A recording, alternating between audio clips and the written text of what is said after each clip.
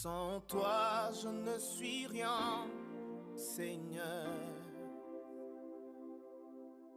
Loin de toi, je suis perdu, Jésus. Bonjour, frères et sœurs de partout dans le monde. Bonjour, Église de Dieu.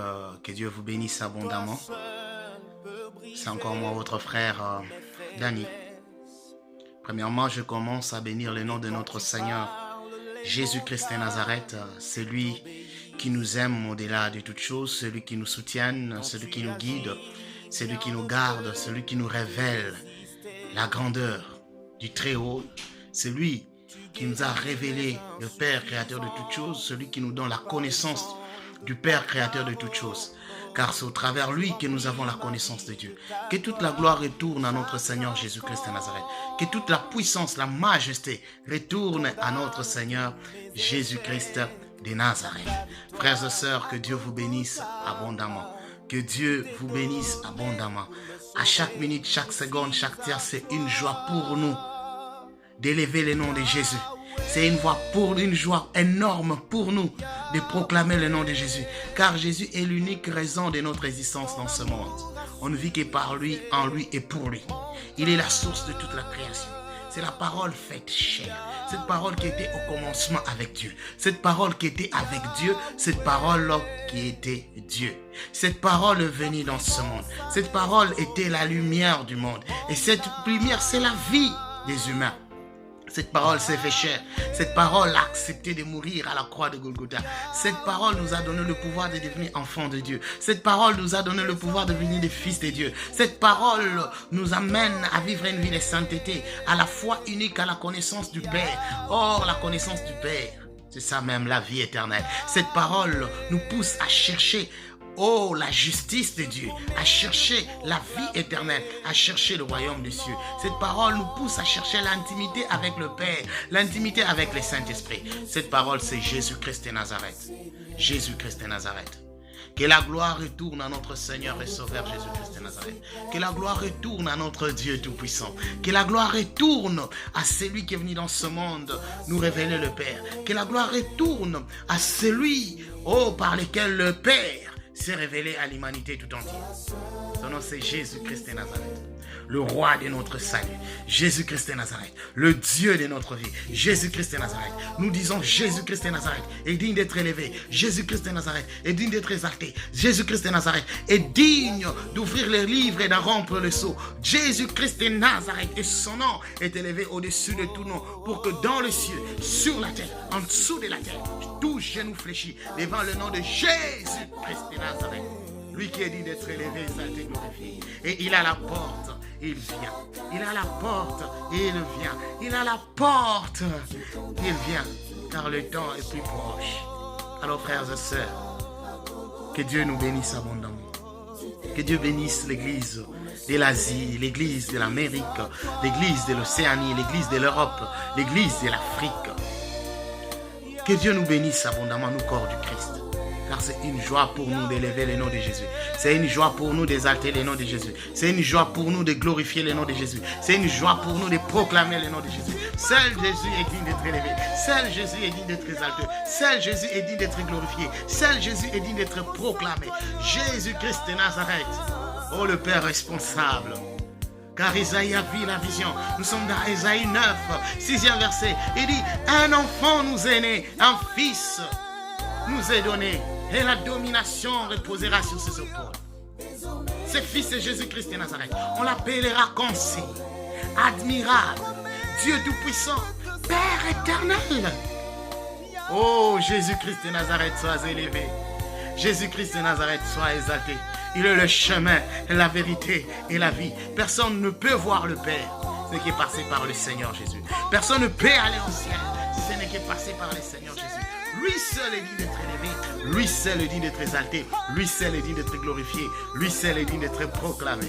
Jésus-Christ de Nazareth, qu'il soit élevé, qu'il soit exalté. Jésus-Christ de Nazareth, l'unique raison de notre existence. Jésus-Christ de Nazareth, notre Dieu. Jésus-Christ de Nazareth, en qui nous avons mis notre foi, en qui nous avons mis toute notre confiance, car nous l'aimons parce qu'il est le premier qui nous a aimés. Il a donné sa vie pour nous sauver. personne n'avait le pouvoir de prendre sa vie. Mais il a donné parce qu'il a le pouvoir de récupérer. Et il a fait pour nous prouver son amour. Oh, l'amour du Père, c'est Jésus-Christ de Nazareth. Alors je proclame Jésus, j'élève Jésus. C'est une joie pour l'Église, une joie pour l'Église de louer le nom de Jésus, d'élever le nom de Jésus, d'exalter le nom de Jésus, de présenter Jésus aux nations. En fait, que toutes les nations deviennent les disciples de Jésus-Christ. Christ de Nazareth, notre Seigneur et Sauveur.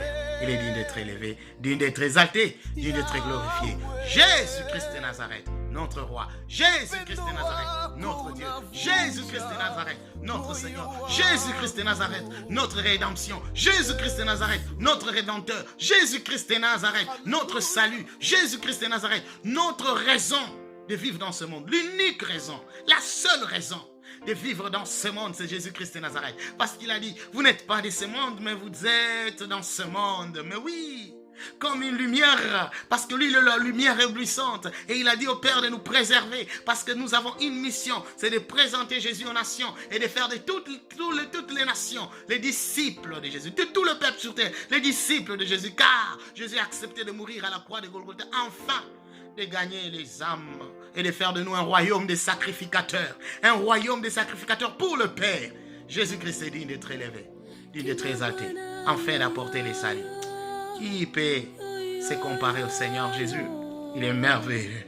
Jésus est merveilleux. Alors sans plus tarder, je suis venu, mes frères et sœurs, avec un autre témoignage, parce que le Seigneur me met en cœur que je puisse vous partager les choses qu'il m'a montrées, les choses grandioses, les choses extraordinaires. La dernière fois, je vous ai parlé sur la Nouvelle Jérusalem, la ville sainte, cette ville qui est préparée pour, je peux dire, pour l'épouse, pour l'église. Et cette ville, c'est une ville qui abritera le peuple de Dieu, l'épouse de Dieu.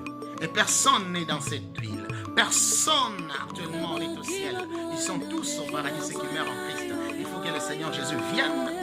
Ceux qui sont morts en Christ seront ressuscités en premier. Et ceux qui seront vivants seront changés à l'immédiat. Et ils auront un corps glorieux.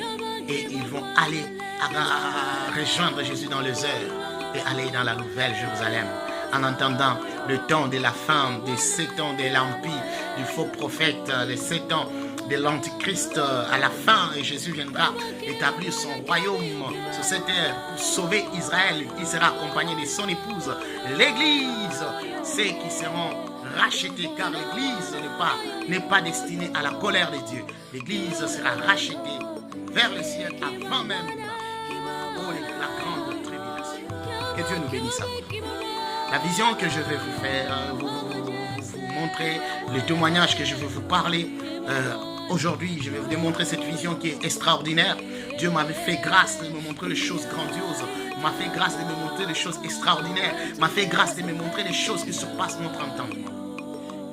Il est écrit dans Apocalypse, sur Apocalypse 20, au dernier verset, qu'il y a un grand lac qu'on appelle le lac de feu, ou encore dans d'autres versions on appelle l'étang ardent de feu et de soufre, ou encore dans d'autres versions on appelle ça de la Guéhenne ou l'enfer, selon le français courant, la Guéhenne, l'enfer. En fait, réellement ça existe. Réellement ça existe, je vous dis. Réellement, frères et sœurs, l'église de Dieu de partout dans le monde, l'étang ardent de feu et de soufre, ça existe. Le lac de feu existe. Oui, l'enfer existe, la Guéhenne existe. Je vous assure, existe. Je suis dans 2020 actuellement, j'enregistre cette vidéo pour témoigner de ce que le Seigneur Jésus m'a montré, car c'est grand, c'est énorme. Oui, quelques années plus tard, c'était en 2018, vers décembre, j'étais en prière, en jeu de prière de 3 mois, j'étais au niveau du mont Kawama, en République démocratique du Congo, précisément à Lubumbashi, dans la province du Haut-Katanga. C'était au mont Kawama, là j'étais en prière. Et Dieu m'avait fait grâce ce jour-là, m'avait fait grâce parce que c'était un dimanche nuit, le matin. J'étais dans une église de Lubumbashi, l'église CEP. Et juste après, je parlais avec un papa bien qui m'a toujours soutenu, qui m'a toujours conseillé. Papa Eric, je partageais avec lui sur le message souvent que les hommes de Dieu donnent à l'église. Alors, il m'a beaucoup conseillé aussi par rapport à la grâce que Dieu m'a faite, au don ministériel que Dieu m'a donné en fait de travailler au ministère de la parole.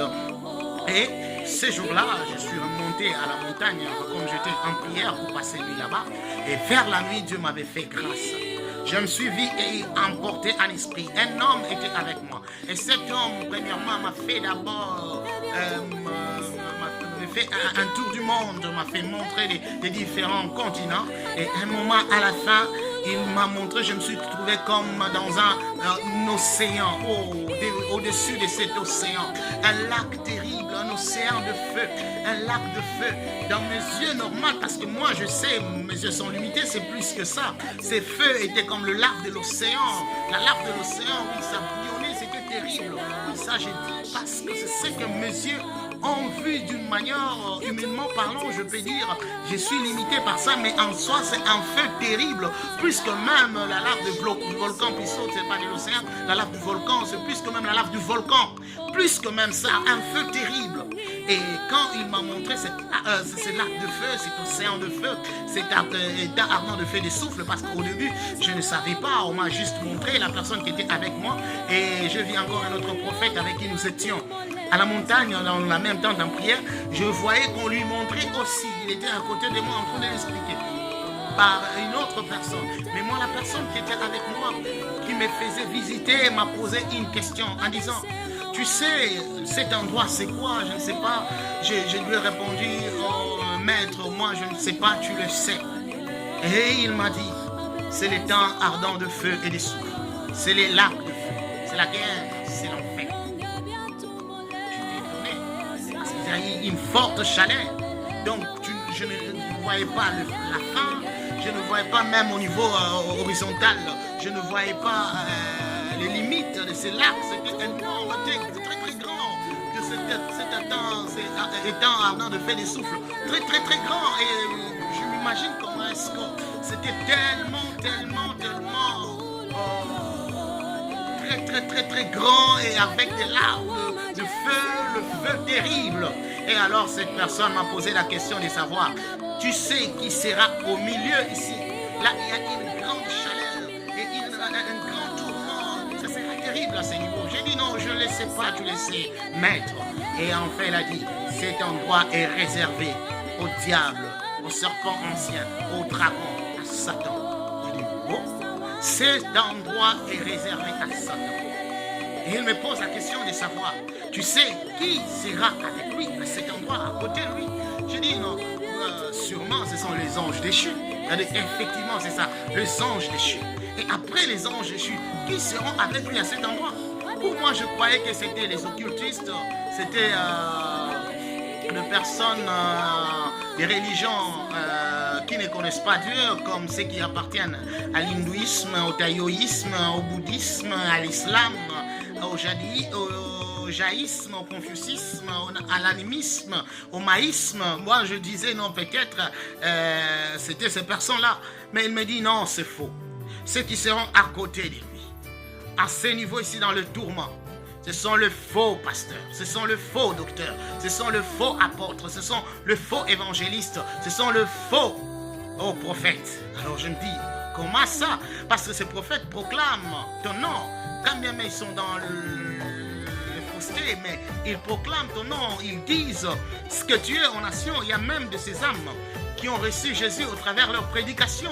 Mais cet homme me dit non, ils ne sont pas différents du diable, car le diable, il était un ange de lumière qu'on appelait Lucifer. Il retournait toute la gloire à Dieu. Il était celui qui était chargé des instruments, de la musique dans les cieux, de la louange et de l'adoration. Et il m'a dit à cet endroit ici, l'endroit que tu vois, ça sera sa place. Et les anges déchus, tout comme le faux serviteur de Dieu, parce que tous parlent de la lumière, ils connaissent la lumière. Les diables connaissaient la lumière qui est Jésus, connaissaient la lumière qui est Dieu. Mais il a dit non à la lumière, il a choisi les ténèbres à cause du mal qui a été trouvé en lui. Tout comme avec sa séduction, il a séduit un tiers des anges dans les cieux. Et ce tiers des anges l'a suivi.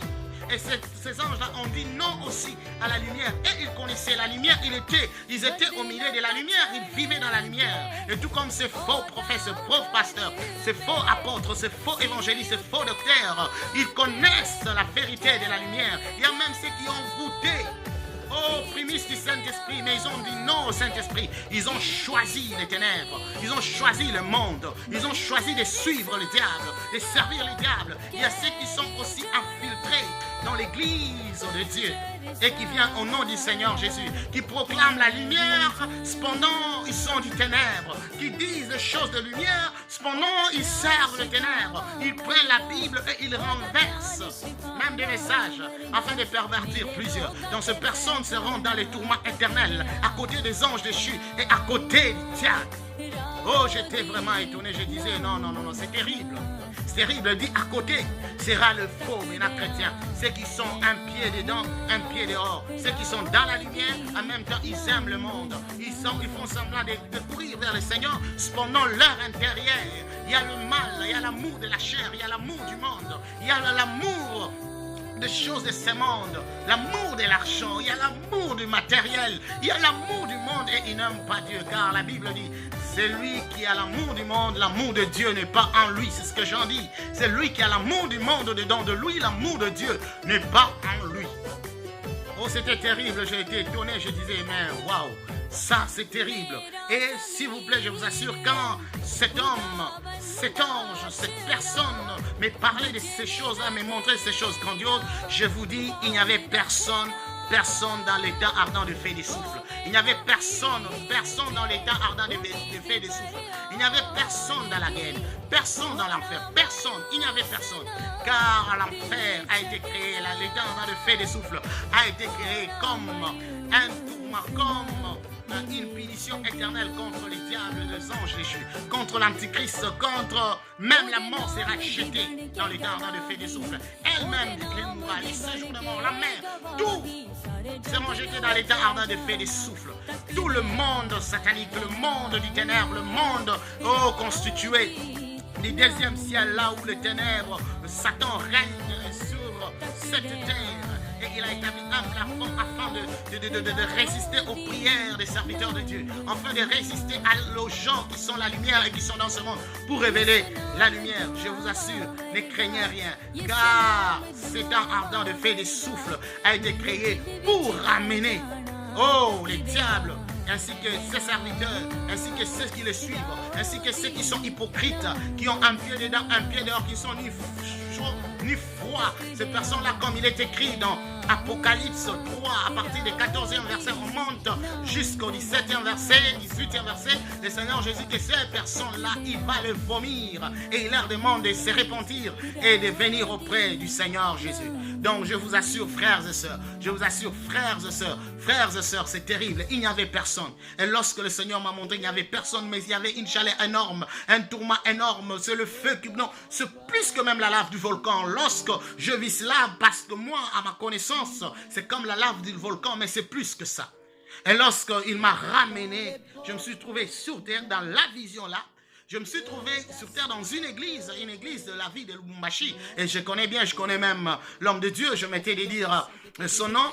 Et quand je proclamais, je leur parlais en disant, le Seigneur arrive, Jésus est à la porte, regardez ce que le Seigneur vient de me montrer. Il vient de me montrer les temps ardents de feu des souffles pour me rassurer que ça existe et c'est un lieu de tourment éternel. Vaut mieux s'attacher au Seigneur, accepter de perdre tout sur cette terre, mais s'attacher au Seigneur pour avoir la vie éternelle, afin d'entrer et d'avoir l'accès dans la nouvelle Jérusalem, cette ville sainte qui est préparée comme une épouse qui attend son époux. Oh, personne ne me regardait, personne ne suivait, car dans leurs mains, ils avaient des comptes bancaires, dans l'église, s'il vous plaît, des comptes bancaires qu'ils agitaient, et en plus, là devant l'église, au niveau de la chaîne, il y avait un écran géant, et ils étaient en train de suivre une émission, et cette émission avait comme titre, comme thème, économique. C'était terrible. Cela veut dire toutes ces personnes s'attachaient aux choses du monde, s'attachaient à l'économie, pensaient à ce qui est du monde, à ce qui est de la terre, et personne ne pensait à ces messages de vie. Et la personne là est venue m'appeler par mon nom. Lorsqu'il m'a appelé par mon nom, j'ai regardé, m'a dit, tu vois, aucune personne n'était entendue. Tous sont derrière l'argent. Tous sont derrière les choses du monde. Parce que les souffrances, la conjoncture du monde permettent ces personnes non pas à se concentrer sur leur vie, non pas à chercher premièrement le royaume des cieux et la justice de Dieu, mais eux, ils sont premièrement derrière la vie terrestre. Oh l'homme de Dieu, Salomon, est en train de dire que toute chose sur cette terre est vanité. Vanité des vanités, tout est vanité. Alors c'est très important pour nous de chercher les saluts. C'est très important pour nous de chercher le Seigneur Jésus. Cependant, plusieurs ne sont pas là. Ils croient que c'est une perte de temps de chercher une profonde intimité avec le Seigneur, de chercher une profonde intimité avec le Saint-Esprit. Ils croient que c'est une perte de temps. Mais je vous assure, non, mes frères et sœurs, ce n'est pas une perte de temps. Parce que le temps arrive. Les temps arrivent et il est déjà là où Dieu a besoin de personnes qui cherchent l'intimité avec son esprit, ceux qui seront épargnés de cet temps ardent de feu et de souffle, et ils auront l'accès d'entrer dans la ville sainte, la Nouvelle Jérusalem. Et lorsqu'il m'a encore appelé et il m'a montré un petit groupe de gens qui étaient comme des enfants qui le suivaient, disaient regarde, il disait regardez ces gens ici. Ce n'est que ces groupes qui m'ont suivi. Lorsque tu as parlé, il n'y a que ces groupes, ces enfants ici qui ont accepté. Et j'ai compris, c'est là que le royaume des cieux appartient à ces personnes-là qui ressemblent aux enfants.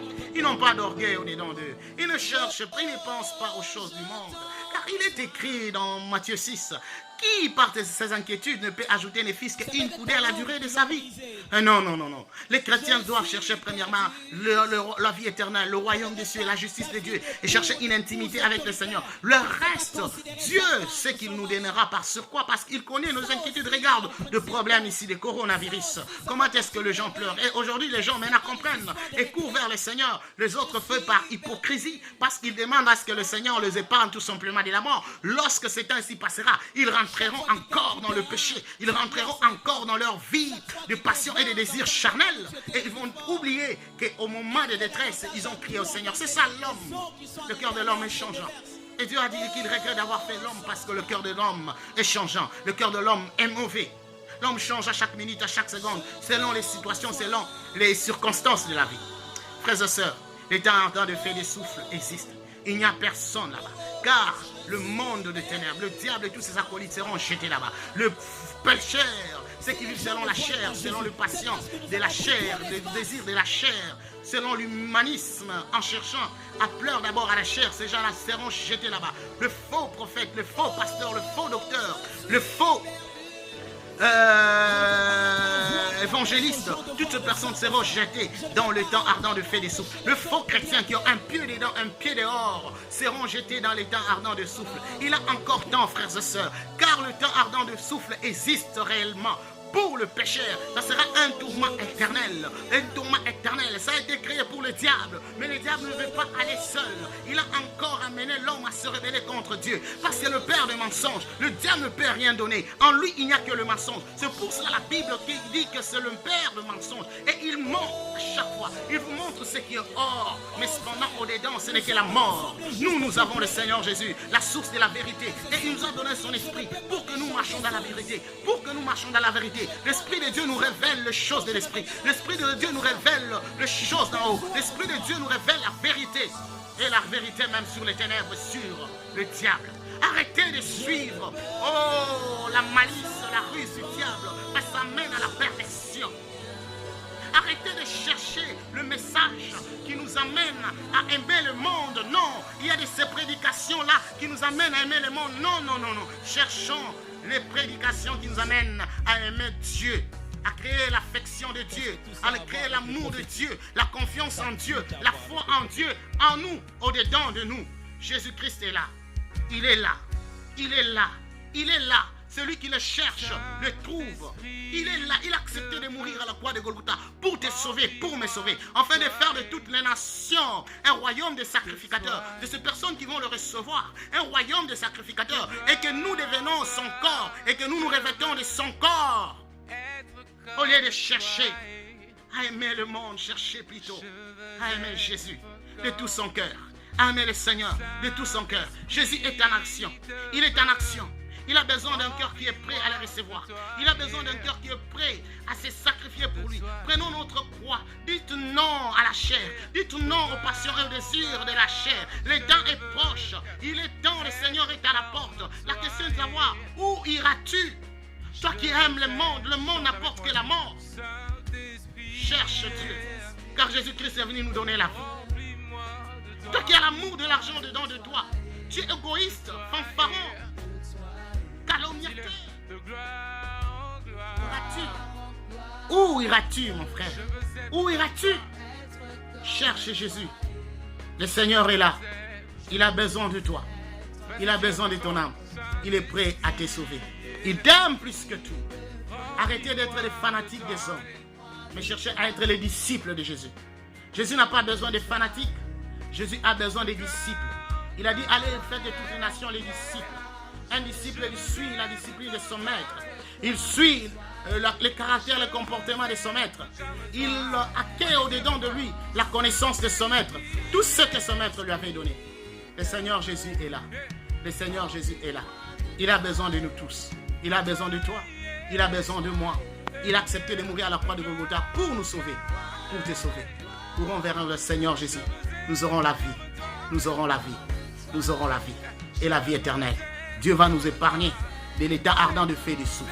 Ça existe. Ça existe. Ça existe, je vous dis. Et il n'y a personne jusque-là. Jusqu'à la fin. Comme il est écrit dans Apocalypse 20. Aux deux derniers versets. Sur l'état ardent de feu et de soufre. C'est très important. C'est très important. Même la mort mourra.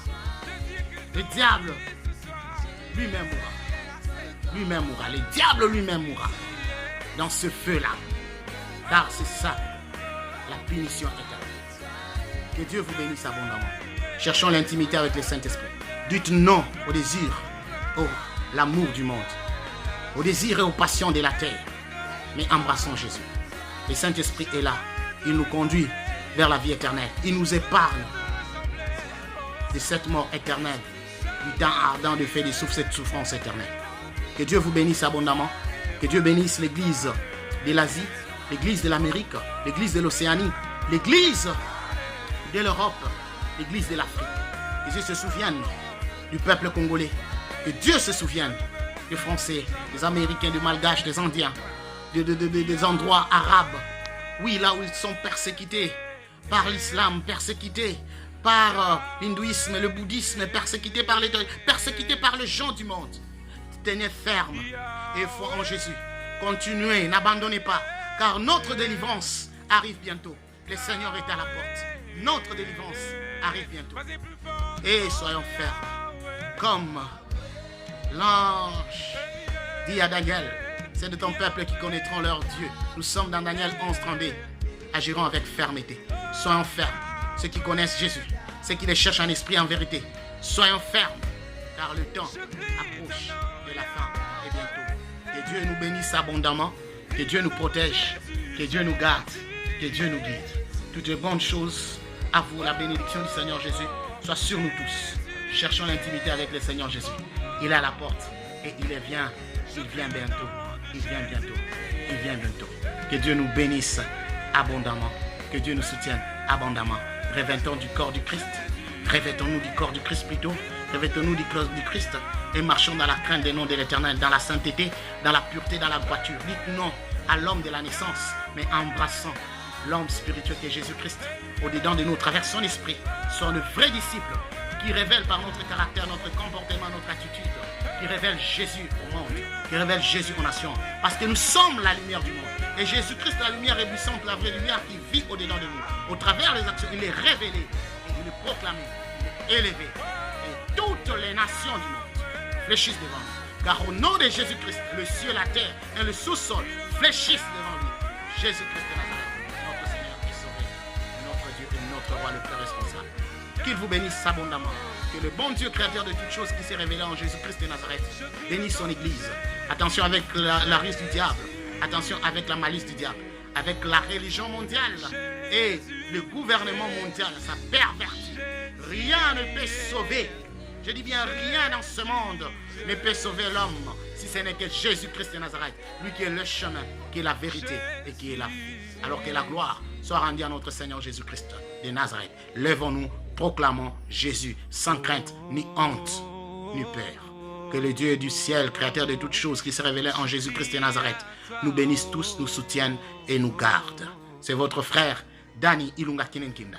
C'était un témoignage pour mûrir la foi d'un frère, pour affirmer le salut dans la vie d'un frère, d'une sœur, que réellement le temps ardent de feu des souffles existe. Et aussi, la nouvelle Jérusalem existe. Que Dieu nous bénisse abondamment, que Dieu nous garde et nous protège. Soyons toujours avec le Seigneur Jésus. N'abandonnons pas, quelle que soit la situation, quelle que soit la circonstance, soyons toujours fidèles à lui, attachés à lui. Car selon ceux qui vont l'accompagner, selon Apocalypse 17-14, ceux qui vont l'accompagner vers la guerre d'Armageddon, ce sont les appelés, les élus et les fidèles. Nous sommes appelés, nous sommes les élus du Seigneur, mais restons fidèles à lui. Restons fidèles à lui, comme l'épouse, la vraie épouse du Seigneur Jésus-Christ de Nazareth. Soyez bénis, soyons bénis en Jésus-Christ de Nazareth.